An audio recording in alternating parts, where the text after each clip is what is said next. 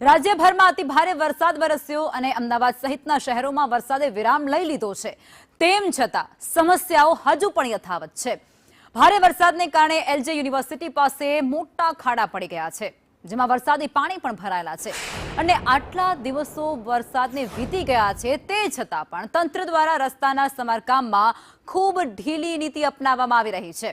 તંત્રે માત્ર work in પ્રોસેસના board લગાવી દીધા છે અને સંતોષ માની લીધો છે, પરંતુ કામગીરી હજુ પણ અદ્રશ્ય છે અને જેના કારણે ત્યાંથી પસાર થતા એ તમામ રાહદારીઓ એક ખૂબ હાલાકીનો સામનો કરી રહ્યા છે।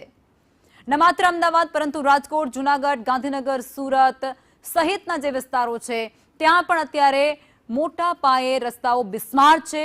જ્યાં જુઓ ત્યાં ખાડાઓ જોવા મળી રહ્યા છે અને આખું જ ગુજરાત જાણે ખાડા રાજ બની ગયું હોય તેવું લાગી રહ્યું છે। જ્યાં જુઓ ત્યાં રસ્તા એ બિસ્માર છે, વાહન ચાલકોને ભારે પરેશાની પડી રહી છે।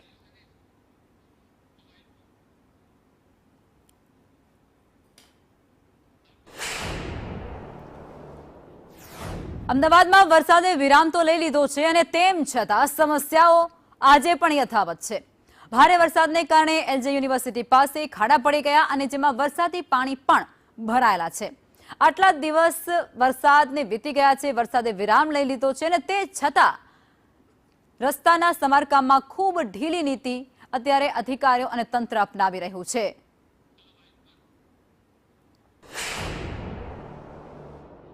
વરસાદ બંધ થયો પરંતુ સમસ્યાઓ હજુ યથાવત છે। અમદાવાદના આ એલજે યુનિવર્સિટી પાસેના દ્રશ્યો છે કે જ્યાં હજુ પણ રોડ રસ્તાની સ્થિતિ છે તે અત્યંત ખરાબ છે। તે પ્રકારના દ્રશ્યો અહીંયા જોવા મળી રહ્યા છે। યુનિવર્સિટીની આસપાસના જે રસ્તાઓ છે એ રસ્તાઓ પર ડામરના બદલે માત્ર પથ્થર અને કપચી હોય તે પ્રકારના દ્રશ્યો છે। તો એએમસીએ વર્ક ઇન પ્રોગ્રેસના બોર્ડ પણ અહીંયા મારી રાખ્યા છે।